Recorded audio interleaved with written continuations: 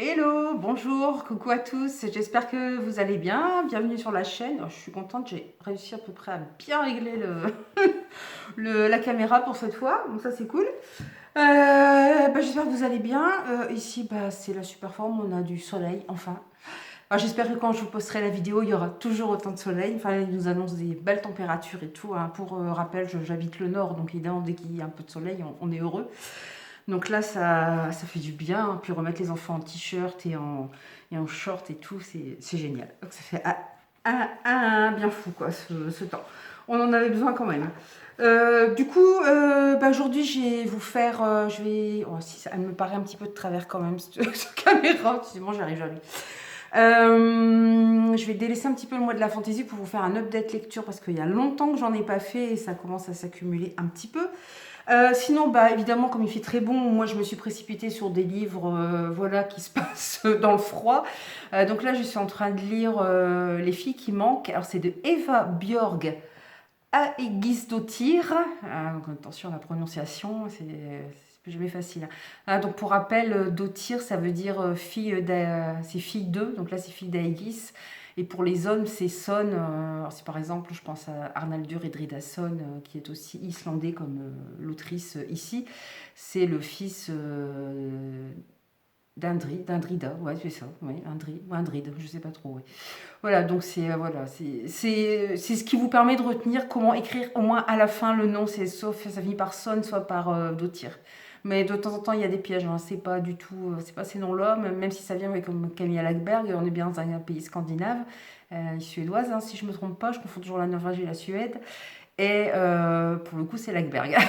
En même temps, c'est moins difficile à écrire. Donc j'ai commencé celui-ci. J'avais un petit peu peur parce que j'ai fini il n'y a pas très longtemps non plus Froid comme l'enfer qui se passe aussi en Islande. Je me suis dit, ouais, fais gaffe de pas non plus attraper un coup de ras-le-bol à force de lire un peu le même genre de livre. Et tout compte fait, non. Je me suis laissée prendre encore une fois dans l'intrigue et dans cette atmosphère qui règne souvent dans les thrillers les thrillers nordiques. Enfin, j'adore. Et puis là, on a de plus en plus, parce que c'est surtout la Norvège, la Suède ou un peu le Danemark. Et là, je vois, on a de plus en plus de thrillers qui viennent d'Islande. Donc c'est bien. C'est encore un autre genre. C'est vrai que c'est un pays encore plus froid que la Norvège et la Suède. Donc c'est encore un petit peu une ambiance un peu différente et j'ai vraiment beaucoup aimé voilà, je suis bien prise dans l'ambiance. J'aime bien, j'avais peur de me lasser un peu, pas du tout. Alors c'est pas le premier roman qu'elle écrit avec son héroïne s'appelle Elma, donc elle est policière. C'est le deuxième qu'elle écrit, voilà, c'est aux éditions de la Martinière, on reconnaît le petit logo là en bas de la Martinière.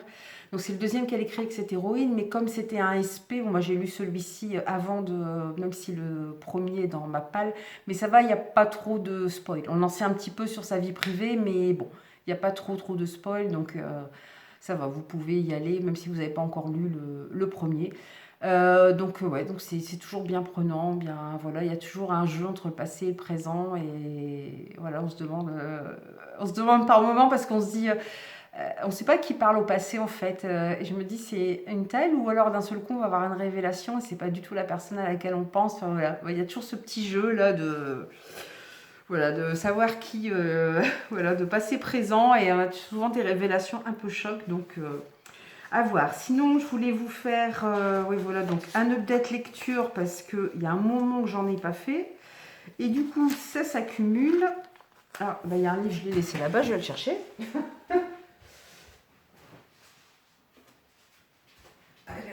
C'est parce que je pensais vous avoir fait un update lecture sur ce livre, mais j'arrive pas à en trouver la trace. Donc j'ai un petit doute. J'ai un petit doute. Mince, j'espère que je n'ai pas fait de bêtises. Je voulais vous montrer les livres que. Voilà, après, non, c'est pas grave. Donc là, c'est Terranelius de Victor Gilbert. Alors c'est pareil, c'est chez Hugo Thriller. C'est pareil, on retrouve le même détective, enfin la même équipe de détectives, mais surtout l'inspecteur Hugo Bollorène. Donc il apparaît dans un premier roman qui s'appelle Douve. Bon, il y a des références à Douve, mais il n'y a rien qui spoil non plus, si ce n'est toujours un petit peu la vie privée du personnage principal, mais sinon, voilà, il n'y a pas vraiment de gros spoil. On vous parle d'un tueur, mais on n'en saura pas plus que ça, quoi. Voilà, on parle de la précédente enquête, mais sans plus. Terra Nullius, c'est vraiment un roman que j'ai bien aimé parce que il a les personnages, la façon d'écrire de l'auteur, déjà de décrire ses personnages, il est décrit, je trouve, avec beaucoup de délicatesse, un côté assez tendre. Il leur donne à chacun une petite particularité, ce qui fait qu'on les retient bien. On s'attache très vite à eux. Et son personnage, Hugo Boloren, j'ai vraiment adoré. En fait, il a une capacité qui est de... En fait, il a une bille, ce qu'il explique, hein. Donc, du coup, c'est vrai que ça fait un peu personnage un petit peu barré, mais moi j'aime bien. Ça m'a un peu fait penser à l'équipe du commissaire Adamsberg dans les romans de Fred Vargas, où voilà, ils ont tous des. C'est pareil, ils ont l'air de rien. C'est des gens qui ont l'air de rien quand vous les rencontrez dans la rue. En fait, ils ont tous un petit truc particulier qui fait que ça va aider à l'enquête. Adamsberg, son adjoint principal, il est certes alcoolique, mais c'est un puits de science. Il a une de ses collègues qu'on ne remarque pas. Ce qui fait qu'elle arrive à se glisser un petit peu partout, à entendre des conversations. Et, enfin voilà, c'est plein de personnes. Et là, on retrouve un petit peu ces personnages-là. Par exemple, il y a un autre flic qui est surnommé le Messie parce qu'il est très très doué pour faire parler les gens lors des interrogatoires sans les frapper ni rien, hein, je vous rassure. Mais voilà, il est très très doué pour les faire parler. Et Hugo Boloren, il a ce qu'il appelle une bille. Alors, s'il a une bille dans la tête, il la voit rouler lorsqu'il est sur une affaire. Il la voit rouler, elle est plus ou moins grosse, petite, elle va d'une rampe à l'autre, elle disparaît, elle revient. Et c'est cette bille qui lui permet à la fin de réunir tous les éléments, de faire le lien entre tous les protagonistes et de découvrir qui sont le ou les assassins de l'enquête. Et voilà, donc c'est assez particulier. C'est vrai qu'il peut paraître un peu barré quand il raconte ça à ses collègues, mais c'est écrit d'une façon, c'est tellement bien écrit en fait que ça passe tout seul. Et franchement, et c'est pareil, Dove, et du coup, bon là c'est pareil, c'était un SP, enfin, c'était pas un SP, mais comme c'était une nouvelle sortie, je voulais pas trop traîner non plus pour le chroniquer, hein. Il est déjà chroniqué sur Instagram et Facebook. Donc je voulais pas traîner, voilà, enfin c'est quasi... J'ai du mal à avoir des coups de cœur parce que il y a tellement longtemps que je lis des livres que c'est compliqué, mais voilà, ça pourrait être un livre qui pourrait être un coup de cœur, quoi. J'ai vraiment adoré et j'espère qu'il y aura un tome 3, je sais pas. Vu la fin du roman, je ne sais pas trop. Donc là, pour le coup, on se retrouve en plus, je me retrouve un petit peu en territoire connu, puisqu'on se retrouve entre la frontière, enfin entre la France et la Belgique, même si l'enquête se déroule en France.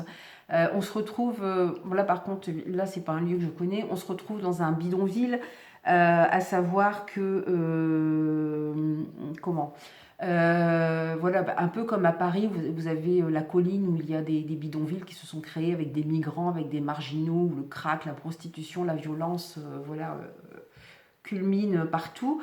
Là, vous avez ce bidonville entre la frontière belge et la frontière française que personne ne veut reconnaître sur son territoire. Alors c'est un amas de détritus, hein, tout le monde s'en sert comme des charges, et vous avez des gens, des marginaux, et surtout beaucoup de migrants, alors qui viennent un peu de tous les pays, hein. Vous avez deux Indiennes, par exemple, qui viennent d'Inde. Elles ont quitté l'Inde tout simplement parce qu'elles sont homosexuelles et que là-bas c'est puni, je crois même que c'est puni de la peine de mort, au moins de prison. Je me demande si c'est pas puni de la peine de mort. Il y a des pays où c'est encore puni de la peine de mort. Je crois que l'Inde en fait partie quand même. Puis vous imaginez là-bas deux femmes homosexuelles en prison en Inde, je vous laisse imaginer ce que ça peut donner si elles sont arrêtées. Donc voilà, elles se retrouvent par exemple là. Voilà, c'est un exemple parmi tant d'autres. Donc des migrants qui attendent aussi de pouvoir traverser voilà, la mer pour rejoindre l'Angleterre. Donc voilà, il y a tout ce petit monde qui se retrouve là. Et bien sûr, il y a pas mal de violence, de deals, un petit peu toutes choses. Et parmi, voilà, sur cette montagne de détritus, il y a un jeune enfant. Alors, on ne connaît pas son âge parce qu'il il s'est retrouvé là abandonné. En fait, sa mère comme elle était une sans-papier, elle a été arrêtée. Il vient d'Éthiopie. Non, il vient pas d'Éthiopie. Il vient d'un pays d'Afrique, mais je ne sais plus lequel. Et il faut que je retrouve son prénom aussi. C'est Jim Cole, ouais, c'est ça.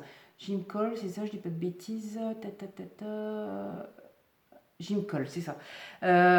Donc sa mère a été arrêtée et en fait elle a pas dit, elle a confié son enfant à une vieille femme qui était là depuis longtemps et elle lui a dit voilà, elle a dit à personne qu'elle avait un bébé parce qu'elle ne voulait pas reprendre son enfant avec elle. Je ne sais plus dans quel pays c'était, mais voilà, comme la situation là-bas, le pays est en guerre, elle ne voulait pas que son enfant connaisse ça. Donc ce gamin, on ne sait pas trop s'il a 10 ou 12 ans, mais c'est un gamin qui est plein de vie. Il s'est construit une armure avec plein de bric-à-brac et il s'amuse à défier des personnages imaginaires sur les montagnes de détritus. Et voilà, il fait le bonheur de la vieille femme à laquelle il a été confié. Et puis c'est un petit peu le rayon de soleil en fait, de tous les gens qui habitent là, quoi. Et malheureusement, Jim Cole est agressé, hein, il se retrouve dans le coma, d'où une enquête qui est démarrée dans le nord de la France. Hugo Bolloré, lui, est flic à Paris. Il doit se rendre à Lille avec sa mère, sa mère est une ancienne grande journaliste, reporter de guerre notamment, et elle est atteinte de la maladie d'Alzheimer, donc il doit aller consulter un spécialiste à Lille. Et quand il entend parler de cette affaire, il demande s'il peut aussi participer à l'enquête sur cette affaire. Donc vraiment, c'est très prenant. La fin est très surprenante. Je ne m'attendais pas à ça. Enfin, à force que le truc, c'est que vous dites non, c'est pas un A, c'est un tel, non, c'est pas un A. Vous cochez au fur et à mesure. Donc évidemment, à un moment, vous vous dites, ce serait pas, mais ça paraît un peu bizarre. Mais évidemment, c'est quand vous arrivez à la fin du livre et quand vous avez un petit doute. Voilà, vous pensez que ça pourrait être un tel ou une telle, et bon voilà. Mais voilà, c'est vraiment, voilà, je vous dis, c'est bon, faut dire que c'est un coup de cœur quand même, ce roman. J'ai vraiment beaucoup aimé. J'ai vraiment beaucoup aimé la plume, j'ai aimé les personnages. L'intrigue est assez complexe. On est dans un lieu qui est quand même. Il n'y a pas trop de clichés sur le nord de la France. Bien sûr, il y a ce bidonville, mais il y en a aussi ailleurs, des bidonvilles. Mais bizarrement, ça se passe en été, ils sont écrasés par la chaleur, hein, aussi bien les habitants, surtout vous imaginez, c'est des détritus, des amas de tôle. Donc ils sont écrasés par la chaleur là-bas. Et c'est vrai qu'on peut avoir des étés qui sont très très chauds, des périodes de canicule, et ouais, pour le coup, c'est pas faux. Et c'est pas faux, comme dirait l'autre. C'est vrai que c'est. Voilà, c'est. Donc, en plus, il y a cette ambiance un peu de. Voilà, les flics sont écrasés par la chaleur, il fait tout le temps chaud. Donc, on est assez loin des clichés. Il y a de l'humour aussi, parce que Hugo Bolloré, voilà, comme il est un petit peu décalé comme personnage, ça donne évidemment des moments d'humour, mais aussi avec sa stagiaire. Il a une jeune stagiaire voilà, qui est un petit peu. Pas déjantée, mais voilà, quand elle a quelque chose en tête, elle fonce, et voilà, ça donne aussi quelques traits d'humour, ce qui allège un petit peu le roman, parce qu'on parle quand même de l'agression d'un enfant et d'un bidonville, quoi. Donc c'est quand même pas un sujet forcément traité très très gai. Enfin, en tout cas, si vous ne connaissez pas encore La Plume de Victor Gilbert, moi en plus j'avais rencontré au Salon du Livre de Lens, donc j'avais eu ma petite dédicace. Donc si vous ne connaissez pas encore sa plume, allez-y, foncez, commencez par Douve si vous préférez le premier, et puis sinon vous pouvez lire celui-ci sans souci. Il est déjà sorti je pense qu'il y a peut-être 2 mois maintenant. Donc vraiment un très bon roman policier.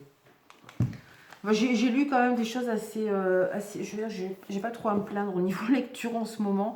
Après, je suis partie dans un autre genre, alors qui est aussi policier, mais qui en fait, contrairement à ce que peut laisser penser le résumé, je vous en ai déjà parlé dans une autre vidéo, est un roman à la fois fantastique contemporain, et il fait penser aussi au roman gothique du 19e siècle. C'est La Maison des Innocents de Martine Chifflot aux éditions M+. Voilà, on sait que voilà, il y a un jeune homme qui a disparu, Richard. Donc 2 enquêteurs un homme et une femme vont devoir enquêter sur sa disparition, pardon. Dans le même temps, on commence avec un jeune homme alors je sais plus le nom du jeune homme. Il achète pour lui et son épouse, enfin sa compagne Gina est sculptrice. Lui est avocat, sa compagne est sculptrice, donc elle a besoin d'un grand atelier. C'est Franck, voilà, c'est Franck. Et il lui achète un peu ce genre de maison, vous voyez, un peu type victorien, qui fait penser effectivement au roman gothique, où on imagine très bien la maison hantée qui cache de lourds secrets. Voilà, il est en train d'acheter cette maison pour sa compagne, parce qu'il y a un atelier à l'extérieur, donc elle pourra faire exposer ses sculptures, puisqu'elle commence à avoir pas mal de succès. Donc il achète ça dans un quartier assez huppé, et bizarrement la maison n'est pas à un prix trop élevé. Ça devrait éveiller les soupçons. Donc on se doute que les deux affaires sont reliées, évidemment. On saura pourquoi au fur et à mesure de la lecture. Alors sur le coup, j'étais un petit peu surprise parce que en lisant le début, on a l'impression d'être dans un roman gothique du 19e siècle. Je me suis dit, bah non, il y a une enquêtrice. En lisant le résumé, on voit bien que ça se passe à notre époque. Et en fait, au fur et à mesure, il parle de la ville de Newton. Je dis donc ça doit se passer aux États-Unis ou au Royaume-Uni. Mais en fait, l'autrice a inventé, une ville, un lieu qui... Enfin voilà, ça se passe bien à notre époque, mais elle a réinventé l'histoire, c'est-à-dire qu'elle fait plein de références, mais les références sont changées. Par exemple, il y a quelqu'un qui dit à l'autre, arrête de te prendre pour Zero au lieu de Zorro. Ah, vous connaissez ce célèbre film d'Alfred Hitchcock au lieu d'Alfred Hitchcock. Enfin voilà, c'est plein de... Et je pense que Newton, ça doit être la ville de New York, tout simplement. Donc elle nous emmène dans un monde voilà, contemporain, mais qu'elle a inventé en même temps. Donc ça donne...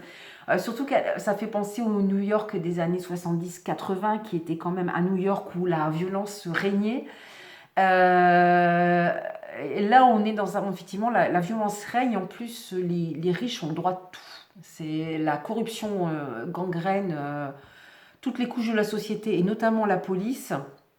Voilà, donc c'est un petit peu compliqué pour les enquêteurs donc, voilà, de mener à bien leur enquête, justement, puisque souvent il y a eu d'autres disparitions, il y a eu d'autres meurtres, mais voilà, tout a été mis sous le tapis, on a classé les affaires. On voit bien que la police est complètement... Enfin, on l'apprend au fur et à mesure que la police elle-même est gangrénée, sauf nos deux inspecteurs. Et voilà, donc ils vont se lancer à la recherche de Richard, savoir ce qu'il est devenu. Donc je vous dis, on est dans du fantastique. Il y a une atmosphère assez particulière dans ce roman, qui est effectivement une atmosphère de roman gothique. Voilà, très mystérieuse, très lourde, et qui fait appel au fantastique, mais effectivement, on s'attend... par exemple, dans ce roman, voilà, dans cet univers-là, dans ce monde-là, il n'est pas rare que les flics fassent appel à des médiums pour les aider sur leur enquête. C'est accepté. On accepte qu'il puisse y avoir des esprits, des fantômes qui reviennent. C'est normal, ce qui n'est pas le cas dans notre monde, bien sûr. Même si je sais qu'aux États-Unis, certains policiers font parfois appel à des médiums. Mais là, c'est quelque chose qui est très accepté, pas banal, mais qui est accepté. Donc, ils vont aussi faire appel à une médium, mais qui a des visions quand même très violentes et très troublantes. Faut savoir qu'il y a des scènes qui sont quand même assez difficiles. On va assister à des enlèvements d'enfants. Richard, le jeune homme, va quand même subir pas mal de tortures quand même, hein. Donc c'est pas à mettre entre toutes les mains. Voilà, il y a des scènes assez dures, assez chocs. Voilà, on est loin du monde des bisounours. Et vous savez, cette atmosphère, voilà, et on a l'impression que en dehors voilà, il y a les humains qui font du mal, des humains, des riches qui font du mal, mais on sent aussi que, voilà, ils ont fait, en fait, il y a une société secrète, donc ils ont fait appel, évidemment, au satanisme, à des démons, et on sent que ces démons sont là dans l'air qu'on respire, dans cette ville. On a toujours cette impression un peu d'être surveillé, d'avoir cette chape de plomb, le mal des humains, mais aussi le mal avec un grand M, le satanisme, qui est là aussi, qui vous surveille, qui est tout le temps là derrière vous, qui peut enlever votre enfant à tout moment. Enfin voilà, c'est très particulier comme ambiance. Enfin, moi j'aime beaucoup les ambiances de romans gothiques. Donc voilà, ça m'a pas mal plu. Et donc après, bon, il y aura l'enquête. Je vais pas vous en dire plus pour pas trop spoiler. J'en ai déjà pas mal dit. Donc là, la vidéo sortira. Celle-ci, je pense qu'elle sortira le jeudi. Alors attendez, on est que je dise pas de bêtises. Je pense qu'elle sortira le jeudi 12. Alors à savoir que sur ma dernière vidéo qui est en ligne en ce moment, j'organise un concours sur Facebook, sur Instagram, pour gagner, ça c'est mon exemplaire à moi, mais j'ai un deuxième exemplaire offert par N+, et vous pouvez le gagner en allant sur mon compte Facebook Caro Magic Books, ou sur mon compte Instagram pour avoir une chance de plus, ou en vous abonnant à la chaîne pour avoir une chance supplémentaire aussi de gagner ce roman. Voilà. Voilà, si le thème vous intéresse, hein, si le fantastique vous intéresse, si le roman gothique comme moi vous fascine, voilà, n'hésitez pas. Vous pouvez gagner en format broché ce roman. Alors, ensuite, je regarde mon petit carnet parce que... Alors, je suis restée un petit peu... dans un autre genre quand même. On est dans du fantastique toujours. Voilà, mais un peu différent. Alors c'est Contes de zombies de Anthony Lamacchia. Alors c'est illustré par Andrea Carlo. Il y a des illustrations. La couverture est illustrée par a été faite par Andrea Carlo. Et il y a des illustrations dans le. Bon, moi je l'ai eu sous format e-book. Alors évidemment c'est moins sympa qu'en papier. Mais enfin j'aime beaucoup la couverture, hein. Je trouve qu'elle est. Voilà, ce vert, tout ça qui ressort, je trouve que c'est bien fait. Donc on a une série de contes qui tournent autour des zombies. Et là vous pouvez voir, il y a une petite fée. C'est tout simplement parce que au tout début du roman, la première histoire, on assiste, voilà, ce sont les fées en fait qui sont responsables du fait que les morts se relèvent. Alors au début, c'est dû à des disputes entre fées, des petites choses comme ça. Et puis ça prend au fur et à mesure que... Voilà, vous avez différents types de contes. Vous avez des contes avec une petite morale. Vous avez des contes, il y en a un qui m'a fait penser à Frankenstein. Voilà, vous avez des contes un peu rigolos. Et puis plus on avance et plus on va se retrouver dans un univers plus à la Walking Dead ou à la World War Z. Ou à 28 jours plus tard. Mais il faut, alors avant d'arriver à ces contes-là, en fait, on assiste à une réunion des fées, enfin un peu de tout du petit peuple, qui en a marre que l'humain détruise la nature et qui décide donc de libérer tous les anciens fléaux qui existaient avant sur Terre, notamment les virus. Et parmi ce virus, il y en a un qui fait que les morts se relèvent. Donc là, on va plus tomber sur des contes voilà, qui font effectivement penser je vous dis, à toutes les références genre Walking Dead. Bon, moi j'aime beaucoup hein, ce genre de film. J'ai beaucoup aimé le comics, je ne l'ai pas encore fini, mais j'ai beaucoup aimé le comics. J'ai pas fini la série non plus, mais c'est pareil, voilà, qui est d'ailleurs assez différente du comics. Mais voilà, j'ai beaucoup aimé World War Z, le livre aussi. 28 jours plus tard, j'ai beaucoup aimé aussi, sa suite. Enfin, voilà, moi j'aime. Et ce qui est sympa dans les derniers contes, c'est qu'on a l'impression d'avoir une évolution, c'est-à-dire qu'on commence avec les premiers, on voit les premiers, enfin on voit voilà, ce fléau se répandre sur le monde. Et ensuite, on assiste voilà, au lendemain, aux premiers survivants, à la vie des premiers survivants. Et ensuite, on assiste à des combats. Et la fin est assez perturbante parce que, enfin, tout compter, ça va se retourner contre les fées, quoi. Ça va se retourner contre elles. Là, on est pour le coup, on est plus dans un avenir et on se dit, mais est-ce que l'homme a appris tout qu'on fait de celles leçons que leur ont faites les fées, même si les fées ont été débordées, s'attendaient certainement pas à ce que ça prenne cette ampleur. On se dit, mais est-ce qu'ils ont vraiment appris de ce qui s'est passé? Et voilà, et ben, c'est pas l'impression que ça donne en fait, quand on lit les derniers contes. Mais en tout cas, c'était une bonne surprise. Pour moi, là-bas, je veux dire, je suis pas particulièrement nouvelle conte, c'est pas trop ce que je lis. Là, je trouvais qu'il y avait, voilà, les premiers sont des contes assez différents, avec des thèmes différents. Les derniers pourraient se suivre. Et puis, il y a une fin qui est, oui, voilà, c'est. Les deux derniers contes sont quand même assez, voilà, posent encore beaucoup de questions. Et puis, je vous dis, moi, j'aime le côté Walking Dead et tout, et je l'ai retrouvé aussi là-dedans. Donc, c'était pas mal. Voilà, je crois il a écrit aussi un autre roman qui s'appelle Édouard Sakdos. Je ne peux pas dire une bêtise, mais bon, là c'est pareil, on est dans du fantastique mais différent. Alors pour continuer, voilà, je l'ai déjà dit plusieurs fois, mais je suis avec beaucoup de plaisir la chaîne de Séverine Lanté, Il est bien ce livre, et elle avait eu un coup de foudre pour ce roman qui s'appelle Derrière les panneaux, il y a des hommes. Donc c'est de Joseph, je ne sais pas si on prononce Incardona ou Incardona, voilà, Joseph Incardona. Donc là c'est aux éditions Pocket, moi j'ai la version poche, qui est un roman policier. Donc il y a eu une lecture commune un lundi soir, organisée sur sa chaîne Twitch, donc toujours appelé Il est bien ce livre.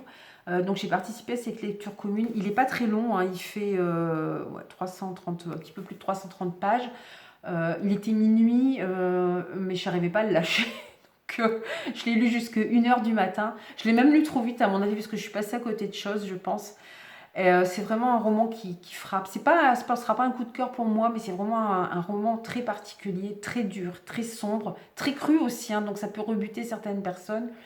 En fait, voilà, on suit Pierre, qui est un médecin légiste, qui est marié, qui avait une petite fille, et un jour, voilà, sur une aire d'autoroute, sa petite fille a disparu, il ne l'a jamais retrouvée. Donc, il a abandonné son métier de médecin légiste et il parcourt un peu les aires d'autoroute et les autoroutes du coin à l'endroit où sa fille a disparu pour retrouver le tueur de sa fille. Alors, c'est un peu surprenant parce que c'est cru, hein, je vous dis, c'est assez cru. Après, on assiste, c'est vrai qu'il y a toute une faune, une faune humaine qui gravite sur les aires d'autoroute. Vous avez des prostituées, on s'attache notamment à une prostituée qui est, voilà, qui est vraiment... on s'attache à elle parce qu'elle s'est retrouvée là, bah, enfin un peu comme voilà, malheureusement toutes les prostituées, elle se retrouve sur l'autoroute, voilà. On suit une vieille dame qui a trouvé refuge chez les gens du voyage pour finir sa vie, hein, elle est vieille. On apprendra sa vie d'ailleurs, quelle vie elle a vécue. C'est assez surprenant. Voilà, il y a toute cette faune voilà, qui gravite autour de lui. Et très vite, on va savoir qui est le tueur. C'est très surprenant d'ailleurs comment c'est amené. Ça n'empêche pas qu'on soit pris dans le livre. Même si on sait assez rapidement qui est le tueur, voilà, on est quand même bien pris dans l'enquête et on veut savoir ce qui se passe et comment est-ce que ce père de famille va réussir à retrouver le tueur. Et surtout, une deuxième. On ne sait pas combien de petites filles déjà il a enlevé, mais une autre petite fille, enfin, c'est pas des petites filles, elles ont quand même 10-12 ans. Une autre, voilà, très jeune fille, une très jeune ado, disparaît à son tour. Donc en plus, on suit tout le calvaire des parents derrière. On voit celui de Pierre, on voit celui de sa femme, mais on voit aussi celui de ses parents. Parce que Pierre et sa femme, ça fait déjà quelques temps que leur fille a disparu. Que les parents de la jeune fille de la gamine qui vient de disparaître, voilà, on les voit vivre ça au jour le jour. Et voilà, c'est très dur, c'est très âpre. Ça peut être cru parce qu'effectivement, il y a des scènes de sexe assez... Enfin, tout est un peu rapporté parfois, non, pas tout, mais par moments, il y a des rapports, évidemment, au sexe et c'est très cru. Mais il y a aussi des moments un peu étranges, un peu bizarres. Il y a de la philosophie aussi derrière parce que on se rend compte un peu on se demande du pourquoi de la vie. Enfin, quand on voit tous ces personnages qui sont des écorchés de la vie, mais il y a de quoi se demander, mais pourquoi continuer à vivre? Mais qu'est-ce que signifie de vivre quand on a une vie comme ça? Et que ça nous renvoie à notre propre vide, à notre à ce qu'on peut ressentir par moment, à se sentir vide. Alors évidemment, quand vous avez des enfants, les choses sont différentes, mais quand on vous enlève ces enfants, qu'est-ce qui vous reste? Donc voilà, ça interroge beaucoup aussi sur ce qu'on devient quand on vous enlève ce qu'il y a de plus précieux. Et vous avez des phrases par moments qui sont à la mitraillette. Oui, c'est vrai que on fait penser à certains écrivains américains. Moi, ça m'a fait penser par moments un peu à James Ellroy parce que vous avez cette écriture à la mitraillette, là, tac, tac, tac, tac, tac, tac. Vous avez une succession de mots et de phrases qui vont très très vite. Alors, je retrouve un exemple.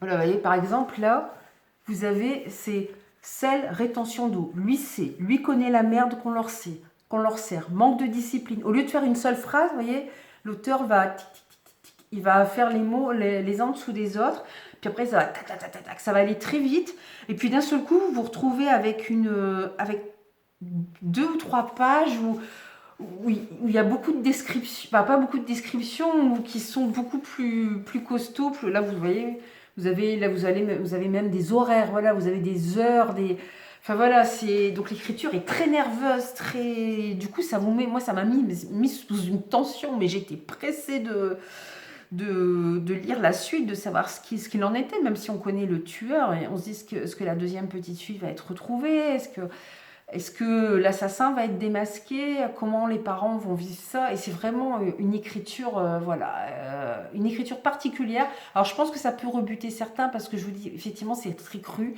Il y a un passage assez étrange quand même où Pierre voilà, se souvient que la station-service où il est, on avait dû reporter les travaux parce qu'il y avait des os de mammouth qui avaient été retrouvés en dessous.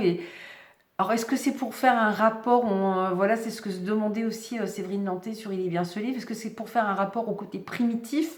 Parce que c'est vrai, on reconnaît voilà, un peu le côté primitif de l'homme qui tue, l'homme qui laisse tout tomber. les travailleuses du sexe, hein, voilà, voilà, c'est très, ouais, ça peut faire appel aux instincts les plus primaires de l'humain. En même temps, il y a, voilà, chez Pierre, il y a évidemment cette blessure voilà, qui sera là à jamais, puisqu'il a perdu sa petite fille. Et on sent aussi que le tueur recherche de l'amour, en fait. Enfin, on connaît, on apprend aussi son passé, et voilà, c'est vraiment des personnages, j'ai pas envie de dire haut en couleur, parce qu'ils ont pas des... Soit ils sont détestables, soit ils n'ont pas des vies faciles, et voilà, on n'aimerait pas vivre leur vie. Mais voilà, des personnages qui sont assez inoubliables, une écriture qui est vraiment très, je vous dis, très sous tension, enfin qui met le lecteur sous tension, et un roman qui est très difficile à lâcher. En tout cas, je vous le conseille. Ou alors, c'est vrai qu'on peut aller sur Amazon et feuilleter les premières pages. Lisez peut-être les premières pages, parce que le style un peu cru au début pourra peut-être vous rebuter. Il fait que 130 pages, donc vous verrez très vite si ça peut vous plaire ou pas. Voilà, on peut le trouver aussi d'occasion, et il est sorti depuis un petit moment déjà, donc voilà. Mais oui, il a reçu le Grand Prix de littérature policière 2015, donc il a déjà quelques années. Mais en tout cas, une lecture qui m'a fortement marquée. Bon, comme d'habitude, je ne vais pas avoir le temps de vous faire tout mon update lecture, parce que j'arrive déjà à la fin, et ouais, bon, pourtant j'en ai encore quelques-uns oui, à vous faire, mais bon, c'est pas grave, ce sera pour une prochaine fois. Donc, comme d'habitude, n'hésitez pas à vous abonner, hein. C'est vrai que je sais que les gens sont plus préoccupés par d'autres choses en ce moment, mais voilà, voilà, ma chaîne n'a pas énormément d'abonnés, malheureusement. Elle a énormément de mal à décoller. Mais bon, n'hésitez pas à vous abonner, ou à liker, ou à mettre un petit commentaire, ça fait toujours plaisir, et puis ça encourage, hein, voilà, quand on est passionné, ça encourage à continuer. Et puis, je vous dis à très bientôt, soit pour un book haul, soit pour un second. Je vais peut-être faire un book haul la prochaine fois pour changer un petit peu. Et puis, je vous souhaite une bonne journée, une bonne soirée. Ça dépend de l'heure à laquelle vous regarderez cette vidéo. Et je vous souhaite de belles aventures livresques. Et je vous dis à très bientôt. Bye bye.